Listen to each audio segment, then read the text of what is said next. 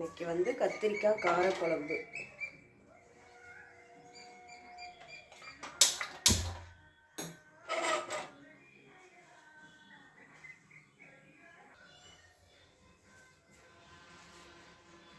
தேவையான அளவு எண்ணெய். காரக்குழம்புக்கு கொஞ்சம் எண்ணெய் அதிகமாக ஊற்றினா நல்லாயிருக்கும்.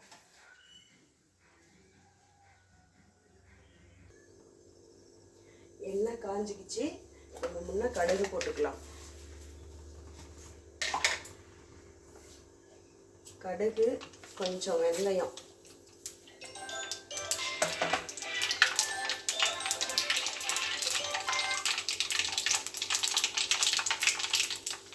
கொஞ்சம் பொடி பொடியாக நறுக்கி வச்ச பெரிய வெங்காயம், சின்ன வெங்காயம்,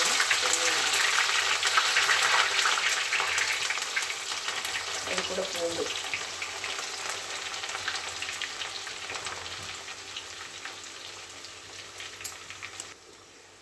எல்லாத்தையும் நல்லா வதக்கிக்கலாம். இப்படி வதங்கின பிறகு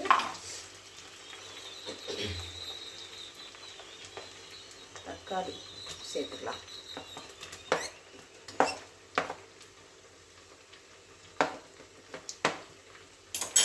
நான் 2 தக்காளி போட்டுக்கிட்டேன். உங்களுக்கு எவ்வளோ தேவையோ அதுக்கு தகுந்த மாதிரி போட்டுக்குங்க. நல்லா வதங்கட்டும்.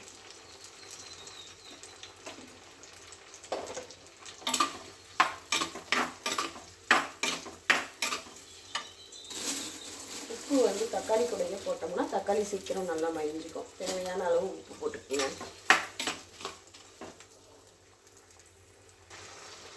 தக்காளி வதங்கிடுச்சு. இப்போ காய் போட்டுக்கலாம். நான் முருங்கைக்காவும் கத்திரிக்காவும் சேர்ந்து தான் இன்றைக்கி காரக்குழம்பு வைக்கிறேன். முருங்கைக்காய் போட்டாச்சு.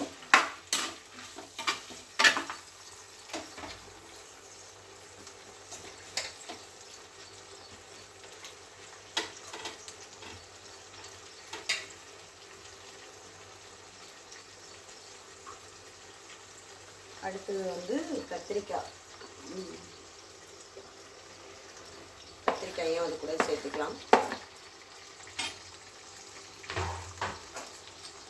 கத்திரிக்காய் நல்லா வணங்கிட்டு நல்லா கிளறி விட்டுக்கோங்க. நல்லா வணங்குற மாதிரி.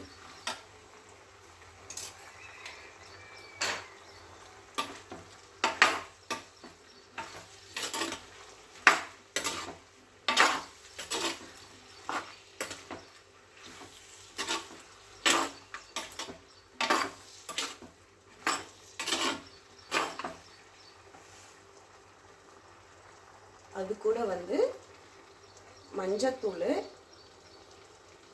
தேவையான அளவு மஞ்சத்தூள் போட்டுக்குங்க. இது வந்து தனி மிளகாத்தூள். நாங்கள் கொஞ்சம் காரம் அதிகமாக சாப்பிடுவோங்கிறதுனால தனி மிளகாத்தூள் போட்டுக்கிட்டேன். இது வந்து நாங்கள் வீட்டில் அரைக்கிற மிளகாத்தூள்.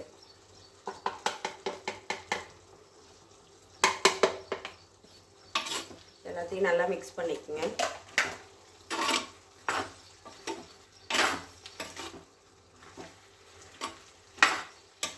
இதுக்கு வந்து புளி ஊற வைக்கணும். நான் புளி வந்து ஃபஸ்ட்டே ஊற வச்சிட்டேன். அதை சொல்லலை வீடியோவில்.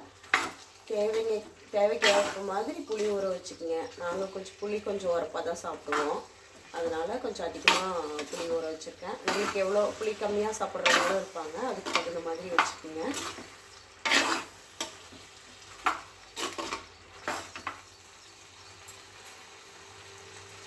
காய் நல்லா வேகட்டும்.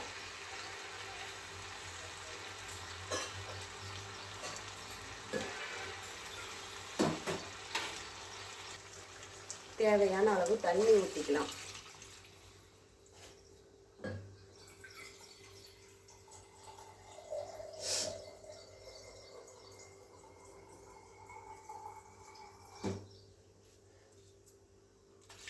தேவையான அளவு தண்ணி ஊற்றிக்கங்க.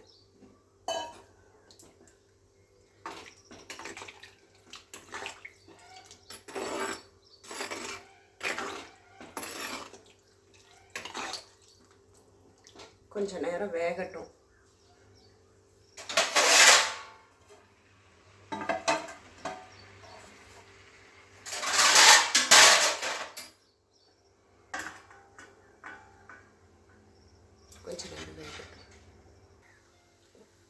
கொஞ்ச நேரம் ஆயிடுச்சு, எப்படி இருக்குதுன்னு பார்ப்போம்.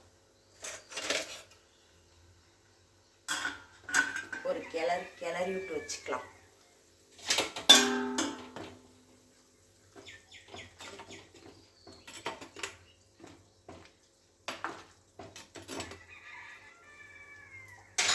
இன்னும் கொஞ்சம் நல்லா சுண்டட்டும்.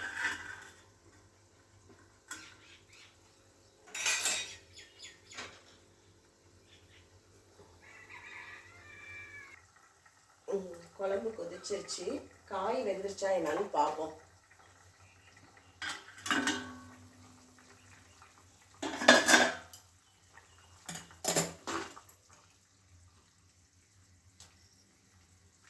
காய் வெந்துருச்சு. இப்போ வந்து நம்ம புளி ஊற்றிக்கலாம்.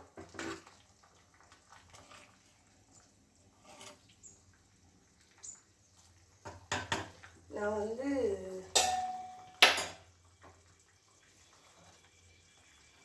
புளி வந்து ஒரு தேவையான அளவு எடுத்திருக்கேன்.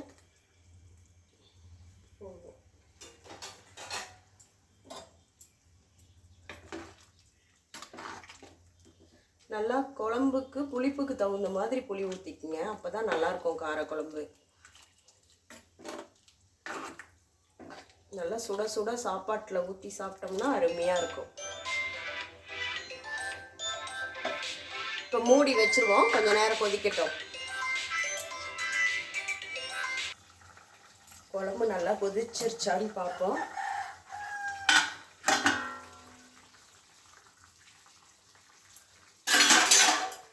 குழம்பு நல்லா சூப்பராக ரெடி ஆகிடுச்சு. அவ்வளோதான், ஃபினிஷ். குழம்போட வேலை முடிஞ்சது. நான் வந்து எப்பயுமே காரக்குழம்பு வச்சேன்னா தேங்காய் கொஞ்சம் துருவி போடுவேன். எனக்கு அது ரொம்ப பிடிக்கும். உங்களுக்கு தேவைன்னா போட்டுக்குங்க, இல்லைன்னா வேண்டாம். தேங்காய் போட்டிங்கன்னா அது ஒரு டேஸ்ட்டாக நல்லாயிருக்கும். இந்த மண் சட்டியில் குழம்பு வைக்கிறது அவ்வளோ ஒரு டேஸ்ட்டாக இருக்கும். நீங்கள் உங்கள் வீட்டில் மண் சட்டி இருந்தால் வச்சு பாருங்கள். இந்த குழம்பை ட்ரை பண்ணி பாருங்கள். பிடிச்சா கமெண்ட் பண்ணுங்கள்.